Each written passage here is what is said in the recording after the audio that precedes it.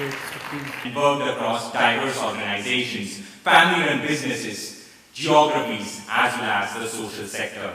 Her style is uniquely impactful, leveraging on expertise, insight, empathy, and humor. She is associated with several academic institutions for lectures and panel discussions. She is a curator of several seminars, a designer of several community programs, and a TEDx speaker. So with a huge round of applause, let us all welcome Ms. Sujata Deshmukh. I realize I am the only non-medico among the two other speakers here today. Hello everyone. It's so nice to be here in Mamsi the third time. I have been coming here earlier as well. Apna lagta hai. So I have a very argumentative friend who one day said, "Why is your company called Tutul? What does Tutul mean? Don't you have ambitions to go global? Don't you have ambitions to be talking about Tutul in the US? What does Tutul mean? I think you should change your name."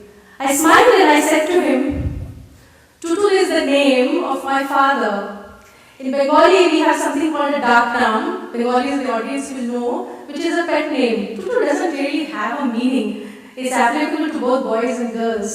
But what my father stood for is, I think, something that I will carry for the rest of my life.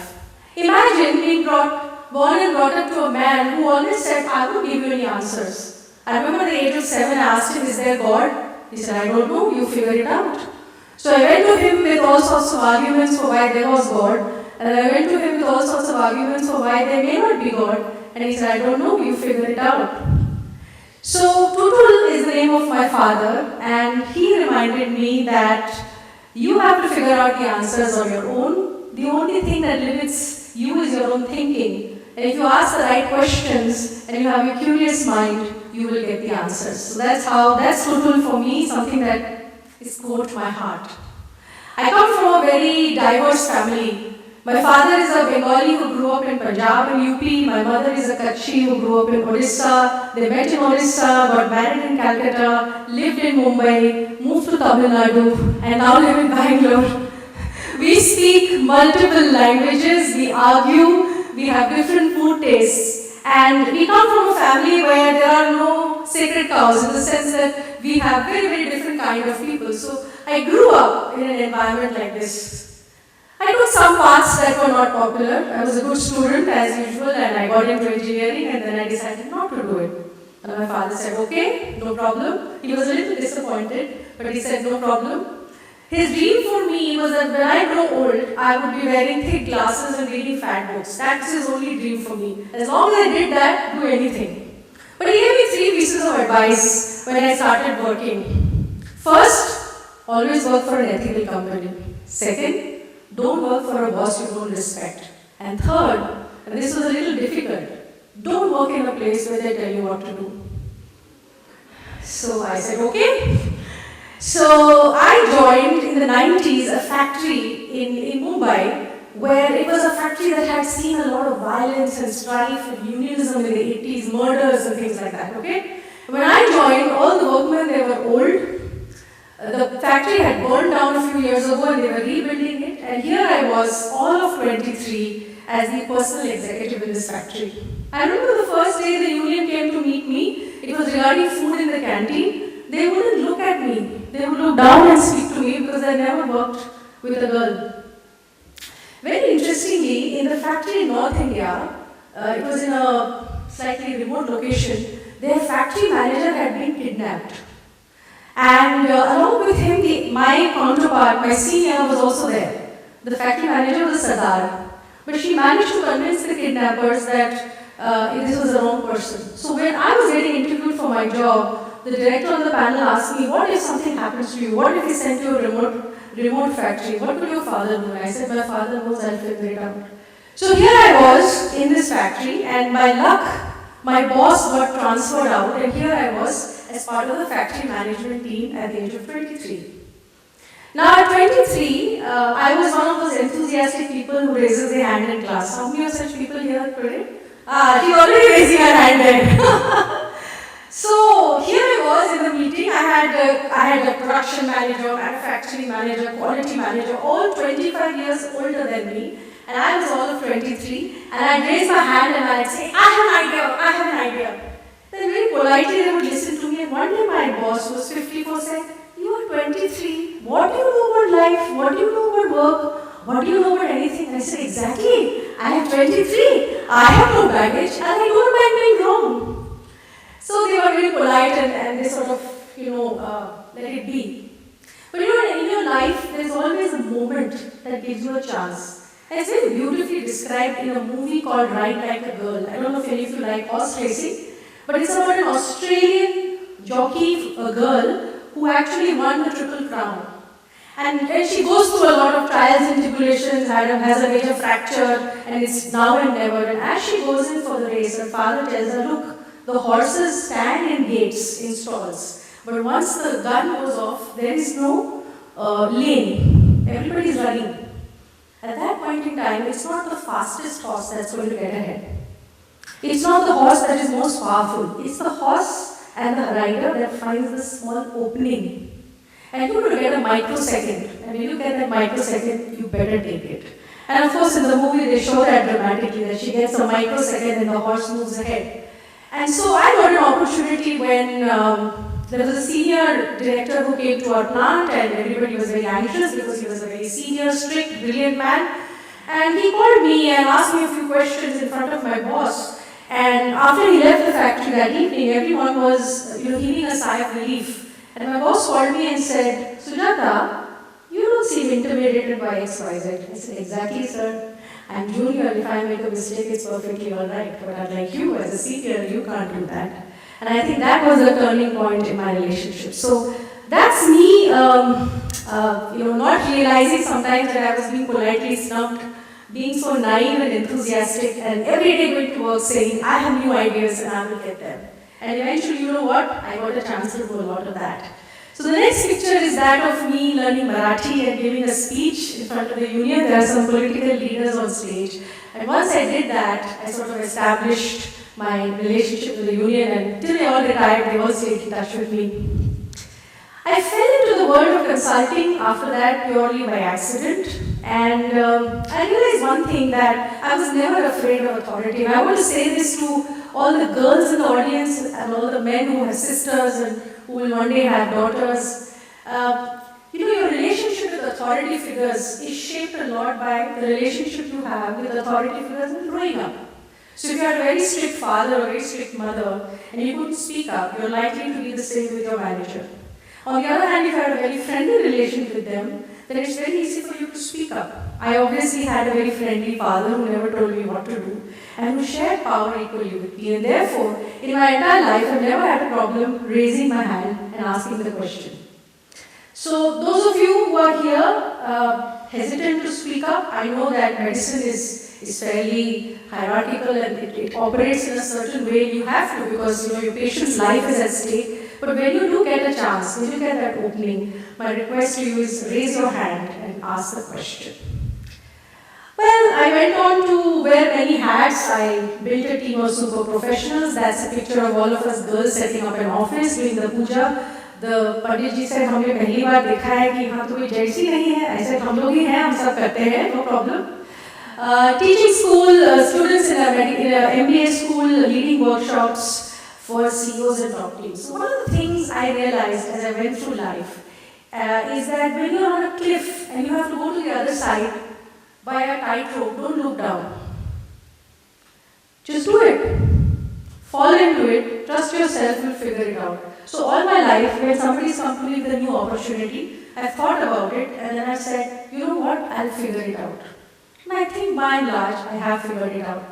It's not that I haven't made mistakes. I have made a lot of mistakes. I have failed and succeeded many times. I've lost count of them.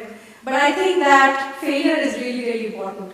One of the business leaders I really respect and admire took on a global role, and he told me this anecdote of walking into a room full of VPs, 25 vice presidents, and he asked them this question: how many of you have fought a battle and lost?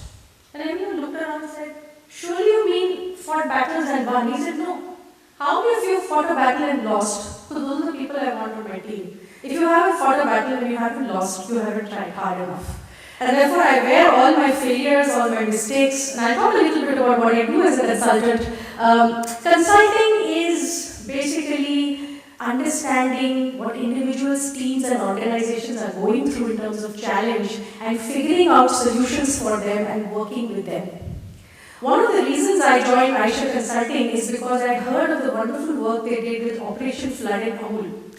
So Aisha Consulting team went to Amul and helped to spread quality, hygiene and the entire process that makes Amul what it is today. Do you know that Amul today is 50,000 crore company, one of the most successful companies. So when I went to Anand, which is where the headquarters of Amul is, I was a little skeptical, saying, is it really true? Consultants for presentations karte hain, do they really do work? And when I went in with my senior, we met a veterinary doctor. And, he hugged my senior. You get a lot of hugging in consulting, I don't know why. I realized it later because most of my clients hug me too. I think, hugs say more than words. And I asked him that, this village thing that was done, 10,000 villages covered, do you remember what ECS did? And he rattled it out. And I was amazed. I said, this is lasting. We are outsiders, but we are still making an impact. If you read the annual report of Amul, which is called Gujarat Cooperative Milk Marketing Federation, even today, in every annual report, 25 years later, they talk about the work we did in total quality. So consulting is like the catalyst. It does something, but you can't really put your finger on it. And that's the role I got into. Okay? So, another thing. Because I never took authority very seriously, in consulting, you're always giving advice to people much older than you. And in the early 2000s, now people won't say, it's not politically correct. When I used to go to these engineering manufacturing companies, they'd look at me and say, Sujata, are you the lead consultant? I said, yes. Any problem? We were actually expecting a man with grey hair. So I said, look, those days I wouldn't color my hair. I said, look, I need 50% of your criteria, gender I can't change, please adjust. And they were so taken aback by that, it never came up again. Sometimes we overthink, much that seems personal is not personal. Let's get on with it. So anyway, by the age of 28, I became a mother. This is my daughter. And I think I struggled quite a bit with motherhood because I was trying to juggle so many things. See, as a consultant, I've been a consultant for 22 years. Every single day, I meet a new person. Every single day, I solve a new problem. I go to a new place. I have absolutely no routine. And at that point in time, I realized that motherhood made me far more focused and determined and helped me become a better human being. It also helped that my husband actually played both roles of mother and father so much better. If you don't have an ecosystem, it's really hard. So I thank all the people. I remember one day I was in tears and I had gone to my pediatrician. I said, my daughter doesn't eat and I can't manage and I have 12-hour days. And she said, Sujata, you need a good maid, you need a good driver, and you need support. You can figure it out, you're a smart woman. I almost quit that day, but she didn't let me. And that's how I continued to work.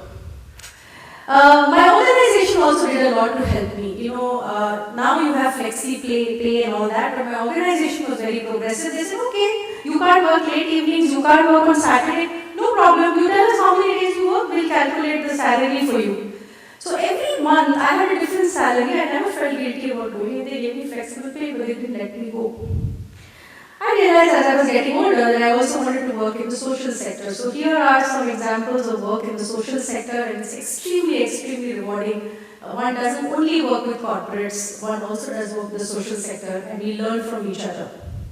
The other thing I realized when I was looking at my career is that women are wired slightly differently from men. And I never realized this till I read this experiment 10 years later. Has anybody heard of the maths experiment they did? Anybody heard? So here's an experiment they did with bright girls and boys, maybe they were 12 or 14 years old. They gave the girls, they made two rooms, A and B. They gave them a maths problem. Now the maths problem inherently had a flaw in it. So the boys immediately within 30 seconds said, excuse me, there's a problem with this, it's not solvable. But in the group that had the girls, and they were equally bright, they kept struggling with it and thinking something was wrong with them and saying, if I work harder, I'll figure it out. Now if I bring this to career progression, I read this much later, I made the same mistakes. If you ask a man, typically, okay, should we promote you? And he's likely to say, well, I've been so successful, why should I not be successful in future? Yes, I'm ready. ये तो पहले करना चाहिए था आपको, कर दिया promote, हम कर लेंगे. And the woman will say, okay, I'm so happy you're giving me a chance, and I will prove myself. And then if you feel I've proved myself, then please promote me. And I realized I did the same thing myself. Of course, I did this experiment many years later. So I think a lot of who we are is rewiring what is happening inside. Okay? When you're in consulting, you get to listen to ideas and work with lots of interesting people. Here are some examples of being on television and speaking on some of the forums. But what I really do, if you really see what I really do, is something called holding the space. Has anybody heard the term holding the space? Has anyone heard of the term holding the space? If I can create a condition in which an individual can feel comfortable and safe to reflect on oneself. If a team that has been going through dynamics and tensions can feel comfortable and safe to talk about things openly. If an organization that is going the wrong way, maybe doing the sunk cost as she talked about, can reorient and pivot itself, then I have allowed or enabled or accelerated or catalyzed them to find answers. That is what I do, and holding the space is central to what I do for individuals, teams, and organizations. So I'm coaching them, I'm consulting for institution building, I'm looking at culture building, I'm looking at leadership building, and something changes after we work with a group of people over 6 months. They start smiling, they start talking differently in meetings, they make decisions better, and of course, many of them become friends for life. I've also had great fun working with Mashal. I think Gurukul talked about it. This is me in last month in Bamsi doing some of the students might be here doing the Mashal program. We've been doing Mashal for healthcare service providers for the last 5 years. It gives me a lot of joy. It also helps me understand the life of doctors and what students go through. And I think I'm far more empathetic towards doctors after doing Mashal. So this is something that I also do. So what is it I really do? What is my power? I think influencing with good intent is the real power. I can influence you negatively and brainwash you to buying a certain product or vote for me. But if I can influence you and get inside your head, then that is something that gives you a lot of power. So that's what I'm doing. I'm getting to people's head and I'm rewiring their relationship with themselves, with their teams, with their large organizations. And most people I work with go back and also change the way they are at home, as with their families, with their friends. I think that is the superpower. So I took a few decisions. I quit my high-paying multinational company job and joined a small organization. But interestingly, when I did that, there were some interesting milestones that I got. Number one, I was invited to be an independent director on the board of a public limited company at the age of 41. At the age of 42, I became CEO of a 20-year consulting firm. I was on the National Executive Board of National HRD Network, which is the largest one for HR, and I became faculty at leading business schools. But then I realized it's time to create something bigger, and it's time to start on my own. And most people who do startups start at 35, start at 40. I don't know, I think your time is right. Whenever the time is right, it's right. I must tell you this, for those of us who worry about age, I think the medical fraternity doesn't matter so much about age, but if you go to anywhere else, people say we want younger people, we want flexible people, and it's hard for people to get jobs. As the moment you touch 60, people start saying, look, please make way for someone else. But I did this very interesting study which looks at cognitive ability, and I actually learned how to use it, which said that your cognitive ability actually increases with age. But it increases at different rates for different people. So when I got profiled, I figured out that I would be phenomenal at 60. And at 70, if I'm fit and my nerves are working well, I should do even better. So therefore I said, well, let's start Tutul Consulting. This is about 3.5 years ago. Before starting Tutul, I had touched 30,000 people. Worked with about 305 companies across 7 sectors, 8 countries, very innovative solutions, very eclectical partnerships, ethical consulting, and belief in the inherent potential of people. The principles of what TUTUL stands for are very simply what my father said. So it's so easy for me to tap into that energy source. My father is no more, but he lives on in TUTUL. We do the right thing always, whatever it is. We never give up till we meet our commitments.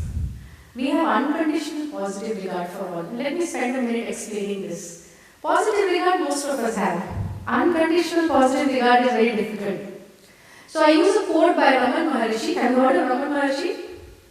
Some of you would have heard. He was a great sage. Someone asked Raman Maharshi, how do we treat others? And he said, there are no others.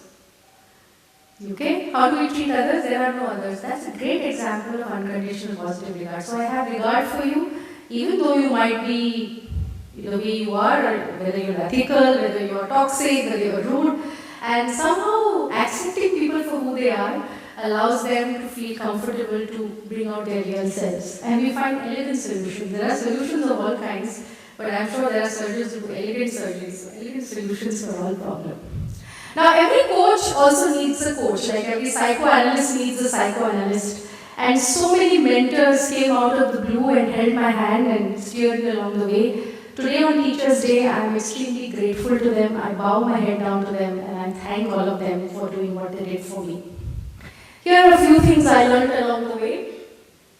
And this is interestingly similar to what she said. That was the quote about dissection that she applied to.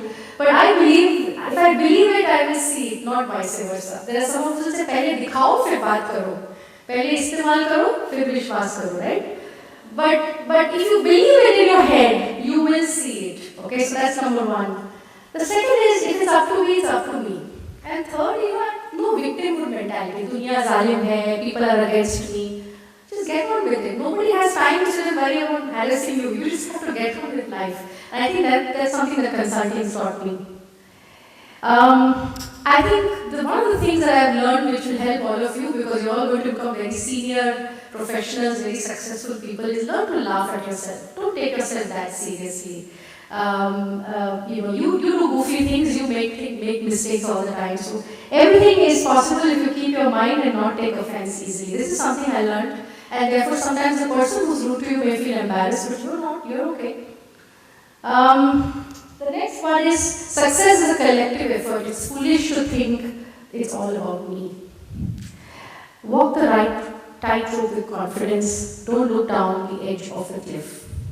So these are some of the things I've learned along the way. Look, I'm not a celebrity, but I work with celebrities. I may not be the most successful people, but I enable people to be successful. I'm the outsider. I'm always the outsider. I may have worked with 30,000 people and 300 companies, but I'm always the outsider. And in being the outsider gives me the strength to be objective, to be empathetic, but not get into it. So I'm a partner, a coach, a guide, but an outsider. And interestingly, today's title is Her Story. I get to be a part of your story and his story and their story. And sometimes that allows me to influence your story in the future. It also allows me to influence how you look at your story when you look back, because I listen to your story. I would have listened to at least 1,500 stories by now. And every time I open my mouth to complain, I think about all the incredible people I meet. And it's not the privileged people who do well, it's the person who was in a railway, grew up in a railway colony, who didn't even speak English while growing up, who comes out and does phenomenally well, because that person has a fire. So I enable other people to be successful, and in their success lies my success. This is my favorite, one of my favorite pictures, which is called the emotional journey of doing something great. And if I show you this at any point in time, whether you're writing your final year exams, applying for your PG, trying to set up Gurukul, trying to do any project, you go through this curve, right? It looks very exciting, then you say, oh, it looks tough, and you say, oh my God, I have no idea what I'm doing. And if you persist, and you have good family and humor, you come out of it, and you look back and say, wow, I didn't know I could do it. A bit like climbing a hill, somewhere along the way you feel like giving up. But when you hit the mountain top and you see the sunrise, you feel great. I use this sometimes with teams and ask them where they are. And it's very nice because it gives them a vocabulary to talk about where they are. So the dream is, over the next 25 years, to work with 10 lakh people, 1,000 organizations, and to bring to life the finest aspirations with who I am. When I started my career, when I was doing facilitation, I was told by all the helpful men that you should thumb the table and you should be very, loud voice and be dramatic. And I said, but that's not who I am. I am slightly goofy and funny and feminine and friendly and loving. And let me be that way. And the day I started doing that way, things really, really worked well. So the dream is to touch many people and influence them to believe in themselves. If you go home feeling, I can do it, I did a good job, I mean something, I feel I've done my job. So I'll end with the words of this song, which is Rubaru Roshani, which says that Abhi abhi hua yakin कि आग में है मुझ में कहीं है सुबह में जल जाए सूरज को मैं निगल गया रूबरू रोशनी रूबरू जिंदगी धुआं छटा खुला गगन में नई डगर नया सफर मेरा जो बन सके तो हम सफर मेरा नजर मिला जरा आंधियों से झगड़ रही है लौ मेरी अब मशालों से बढ़ रही है लौ मेरी नामो निशा रहे ना रहे ये कारवां रहे ना रहे उजाले मैं पी गया रोशन हुआ जी गया क्यों सहमे रहे रूबरू रोशनी रूबरू जिंदगी आप भी रूबरू करिए रोशनी से और अपनी जिंदगी खुल के जिए thank you so much Thank you, ma'am, for the wonderful talk. Just mentioning my feeling of missing out. I'm a curious fellow and I always raise my hand when the opportunity arises. So ma'am, your thoughts about fighting and losing our battles surely makes us all introspect and we surely wear them as our shields.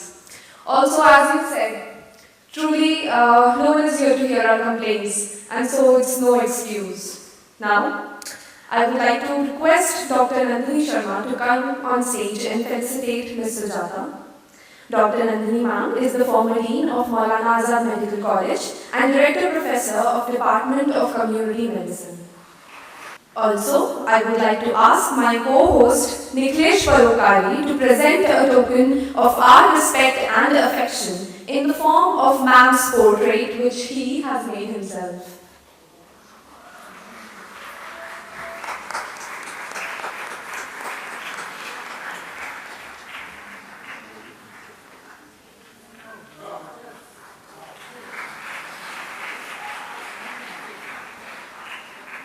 Minor injury, which restricted her travel, had a story, where the opportunity itself, where the challenge itself was turned into an opportunity. Born and brought up in Ajmer, Mrs. Bhagwanti Devi had hopes of pursuing higher studies and perhaps find a job, but her education was among the first things her family decided to stop when faced by a financial crisis. At the age of 22, she was married to Mr. Mohanlal Veroman and soon gave birth to 3 daughters. With their growing family needs and their grocery business running into losses, she decided to look for an alternative business option. This marked the beginning of MB Spices. But at the peak of their business, Mr. Mohanlal passed away in the year 2004. Left with 7 daughters and a business to look after, Mrs. Bhagwanti decided to take the lead. Her in-laws and the society was totally against a woman with no sons handling a business in a city like Jodhpur. But with sheer grit and determination, Mrs. Bhagwanti and her 7 daughters have built the spice empire and a world renowned for the same. उन्हीं के जीवन से प्रेरित मैं कुछ पंक्तियां प्रस्तुत करना चाहूंगी। मेरे सपनों की उड़ान आसमान तक है, मुझे बनानी अपनी पहचान आसमान तक है। मैं कैसे हार जाऊं और बैठ जाऊं थक कर, मेरे हौसलों की बुलंदी आसमान तक है। I would like to invite Rimsha Rahman, our fellow Molanian, to come up on the stage and present her self-made portrait for the Spice Girls of India. And please don't worry, Rimsha, we'll definitely get this portrait delivered to the Spice Girls of India. I am this much energetic, I expect some energy, the same level of energy from you as well. Come on, where are my batchmates? So, Apeksha is a budding cardiothoracic surgeon from PGI, and she was part of the founding council of Gurukul. She came all the way from Chandigarh to attend this. So, Apeksha. Hello everyone. So I am the one hand raiser everywhere. I used to be the same when I was in 11th or 12th standard, when I was in college, everywhere. I'm still the same, so I'm here. I just wanted to say that when I was there in PGI, I was feeling that my life was going perfectly fine. Every day was the same, but somehow I felt that something is missing. And so I planned a special trip to Delhi for this Mamsi dialogues. So to set things into perspective, and since two talks, I've gained a lot of new insights, a lot of new perspectives. And I'm really, really thankful to all the speakers, my own Lady Sujata ma'am, Pragati ma'am. Thank you so much. I'm really blessed. Thank you.